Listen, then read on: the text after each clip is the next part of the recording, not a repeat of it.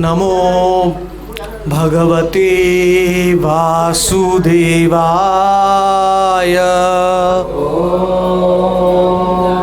नमो भगवते वासुदेवाय।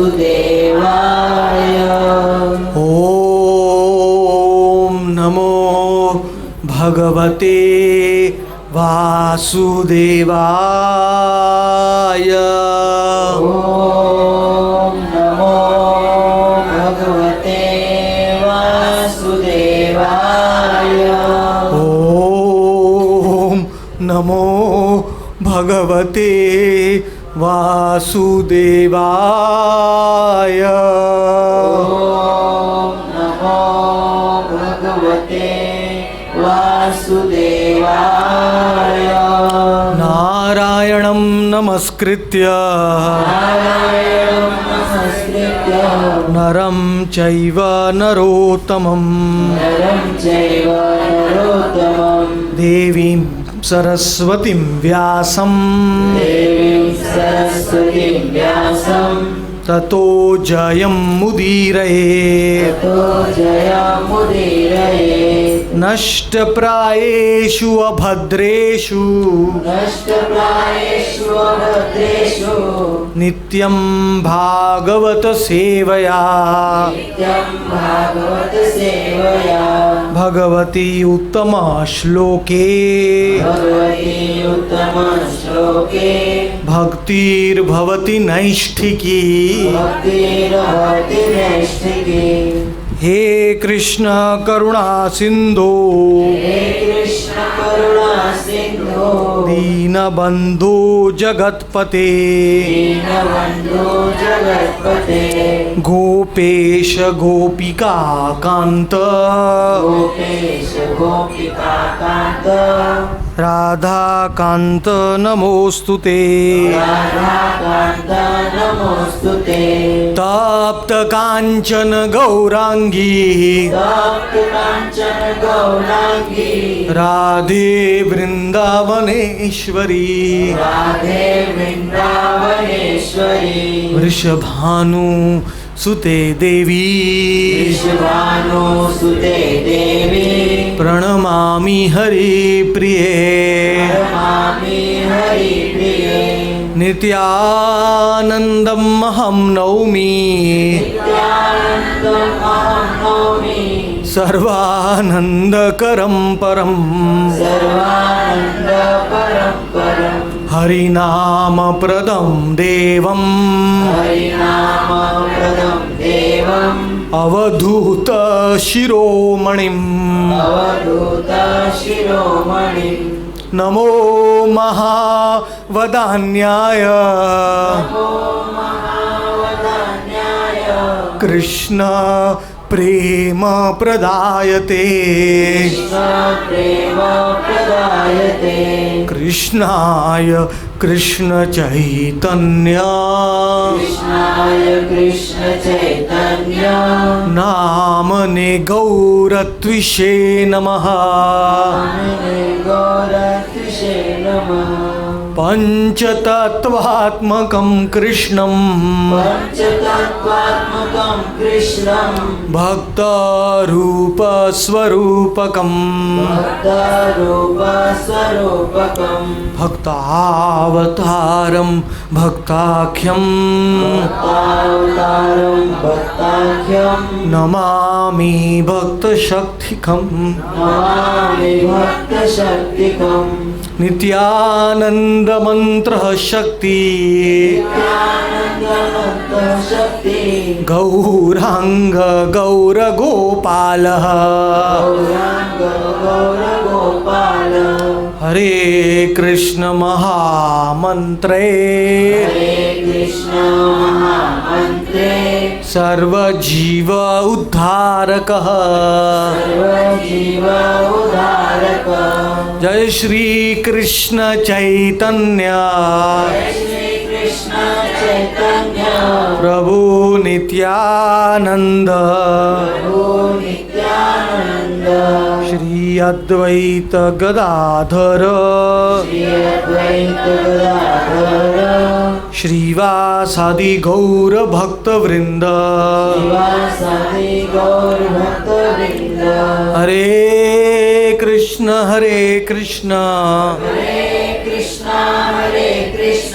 कृष्ण कृष्ण हरे हरे कृष्ण कृष्ण हरे हरे हरे राम हरे राम राम राम हरे हरे राम राम हरे हरे नित्यानंद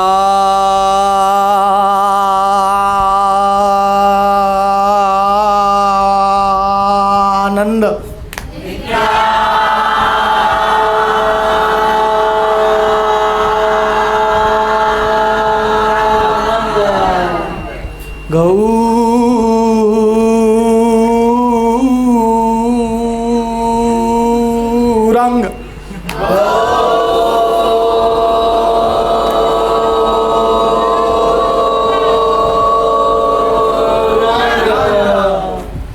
एक महीना में आपका सांस लंबा हो गया।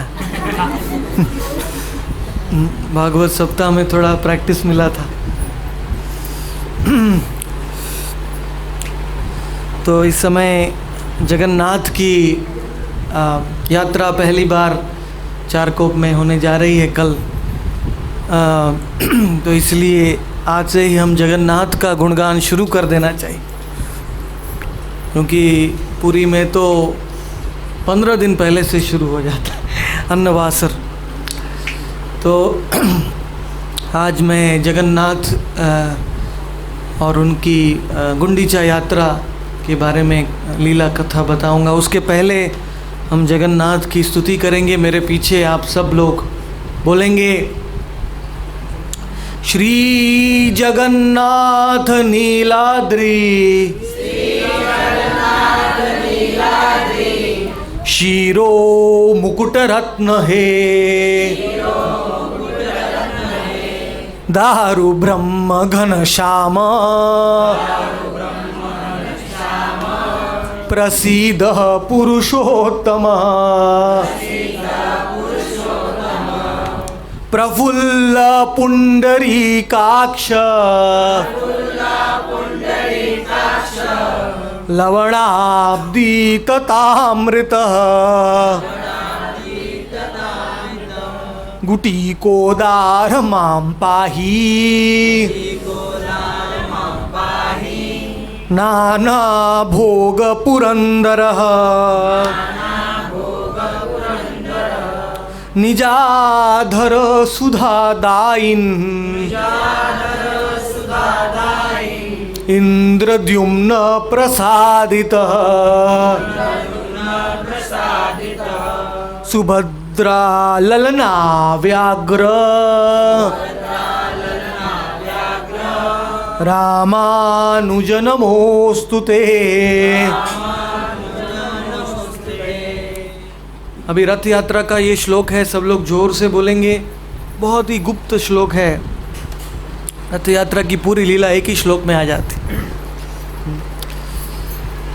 गुंडीचा रथ यात्रादि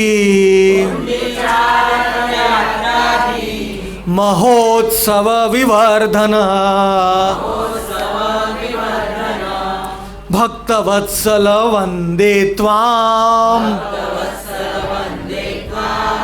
गुंडीचा रथ मंडनम। बाद में हमारी प्रार्थना है जगन्नाथ से, इसलिए इसको तो और जोर से बोलना चाहिए। सब जीव जो जगन्नाथ को प्रार्थना करते हैं वो ये आखिरी प्रार्थना है। जब भगवान रथ यात्रा में बाहर निकलते हैं तब हमें क्या प्रार्थना करनी चाहिए, ये सनातन गोस्वामी ने ये कृष्ण लीला स्तव में किया है। दीनहीन महानीच दयाद्रीकृत मानस नित्य नूतन महात्म्य दर्शिन चैतन्य वल्लभ। कि हे जगन्नाथ, जगन्नाथ को हम पुरुषोत्तम इसलिए कहते हैं ताकि वो पुरुषोत्तम है और हम पुरुष अधम हैं। दोनों में कंट्रास्ट होना चाहिए, है कि नहीं? तो कृपा जल्दी मिलती है। जितना ऊंचे से नीचे आएगी कृपा जल्दी आती है। तो इसीलिए पुरुषोत्तम क्षेत्र ये जगन्नाथपुरी का नाम है। श्री क्षेत्र, श्वेत द्वीप, नरसिंह क्षेत्र, महावैकुंठ, नीलाचल, नीलाद्री आदि कई कई नाम हैं। जहाँ दारू ब्रह्म घनश्याम, दारू के रूप में मतलब लकड़े के काठ, नीम के लकड़े से काठ से भगवान प्रकट हुए हैं। दारू ब्रह्म घनश्याम। और ऐसे जगन्नाथ की दया दृश्य अतिशय अहेतु की दया है कि जो जीव उनके पास आते नहीं हैं उनको भी दर्शन देने के लिए जगन्नाथ बाहर निकलते हैं। कौन से ऐसे भगवान हैं जो बाहर निकलते हैं? बाकी सब भगवान अपनी लीला रस में मग्न है। लेकिन दयाद्री कृत मानस, बल्कि जगन्नाथ मंदिर में हिंदू के सिवा कोई नहीं जा सकता है। तो इसलिए क्या किया, जगन्नाथ को बड़ा ही दुख हो गया कि मैं जगत का नाथ हूँ लेकिन खाली हिंदू ही मुझे देखने आ पाते हैं। इसलिए जगन्नाथ मंदिर के बाहर आ गए, पतित पावन जगन्नाथ के रूप में। मंदिर के सिंह द्वार के साइड में ही आपको पतित पावन जगन्नाथ के दर्शन होंगे, जो सब लोग उनका दर्शन कर सकते। अरुण स्तंभ, अर्क स्तंभ के बाजू में खड़े रह के पतित पावन का दर्शन करने से वही फल मिलता है जो जगन्नाथ का दर्शन करने से। तो इस प्रकार से गुंडीचा रथ मंडनम, हम कैसे पूरे साल भर मुंबई में हमारा नौकरी धंधा करते हैं, कार्य करते हैं, बिजनेस करते हैं, पैसा इकट्ठा करते हैं, बाद में हम कार्तिक के महीने में वृंदावन जाने की इच्छा करते हैं, है कि नहीं? 7 दिन 10 दिन बोले अभी मैं भक्ति का आनंद लूँगा। उसी प्रकार जगन्नाथ 356 दिन श्री मंदिर में रहते हैं और 9 दिन जगन्नाथ का पूरे साल में सबसे प्रियतम दिन है जब जगन्नाथ भगवान द्वारका और कुरुक्षेत्र को छोड़ के वृंदावन में जाते हैं, गुंडीचा में। इसीलिए रथ यात्रा जगन्नाथ को वृंदावन ले जाने के लिए, इसीलिए रथ यात्रा में जो सेवा करता है जगन्नाथ का, वो जगन्नाथ का सबसे प्रिय भक्त बन जाता है, क्योंकि ये जगन्नाथ का सबसे प्रिय यात्रा है। तो इस रथ यात्रा में जो सेवा करता है, प्रभुपाद जी जब कलकत्ता में थे, छोटे से बच्चे थे, अभय चरण उनका नाम था, तो पिताजी का हाथ पकड़ा, बोले पिताजी मुझे रथ यात्रा करनी है। तो पिताजी गौर मोहन दे है उनका नाम था। तो पिताजी प्रभुपाद को दुकान में लेके गए, दुकान वाले ने बड़ा एस्टिमेट बताया, रथ का बहुत पैसा होगा। तो पिताजी ने बेटे की ओर देखा, बोले मेरे पास पैसा नहीं है बेटा, रथ यात्रा तो नहीं कर सकते। तो प्रभुपाद जी रोने लगे। इतना छोटे अवस्था में ही उनको जगन्नाथ के प्रति इतना प्रेम था, क्योंकि वो जगन्नाथ के पार्षद थे। और जब रोते रोते बाहर निकले पिताजी का हाथ पकड़ के, तो एक बड़ा चमत्कार हुआ। कौन जानता है कौन थी वो, लेकिन एक बुढ़िया आ गई, एक वृद्ध स्त्री। और वो देखा, गौर मोहन को बोल रही तुम्हारा बेटा क्यों रो रहा है, क्यों रो रहा है? गौर मोहन ने बोला इसको तो रथ बनाना है। तो बुढ़िया ने बोला मेरे पास बहुत सुंदर रथ है, आप खरीद लीजिए, मैं आपको दे दूंगी। पता नहीं कैसे कहाँ से आ गई। तो रथ दे दिया, प्रभुपाद जी के पिताजी ने उसको खरीद लिया। और प्रभुपाद जी को संतोष नहीं हुआ। प्रभुपाद जी वो रथ को घर में लाए, रथ का सारथी बनाया, 4 काले घोड़े 4 गोरे घोड़े, सब जो पुरी में जो रथ होता है वैसे ही रथ बनाया। आजू बाजू में 14 पार्श्व देवता होते हैं, वो सब प्रभुपाद जी ने बनाए। उसका डोम बनाया, कलश होता है ऊपर, 4 रस्सी होती हैं, 8 इंच मोटी होती हैं, 250 फीट लंबी होती हैं। उतनी लंबी तो नहीं बना पाए प्रभुपाद, लेकिन जितना हो सके उतना प्रभुपाद जी वही पूरी का जैसे बना रहे थे। इतना प्रेम था उनको जगन्नाथ के प्रति।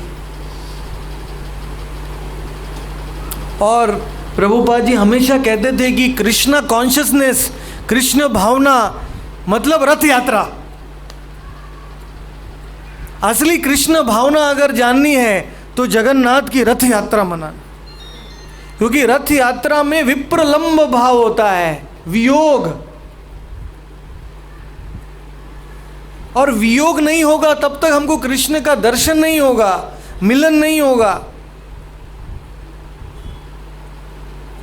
जब वृंदावन के वासियों को पता चला कि हमारे कृष्ण भगवान द्वारका को छोड़ के कुरुक्षेत्र में सूर्य ग्रहण के समय में समंतक पंचक में जा रहे हैं 100 साल के बाद, तो ब्रजवासियों ने कहा चलो नंद बाबा, चलो यशोदा, राधा रानी, सब गोपियाँ सखा, सब बोले कि हमने कृष्ण को 100 साल तक देखा नहीं है, अच्छा अवसर है उनको दर्शन करने के लिए, चलो। तो कुरुक्षेत्र में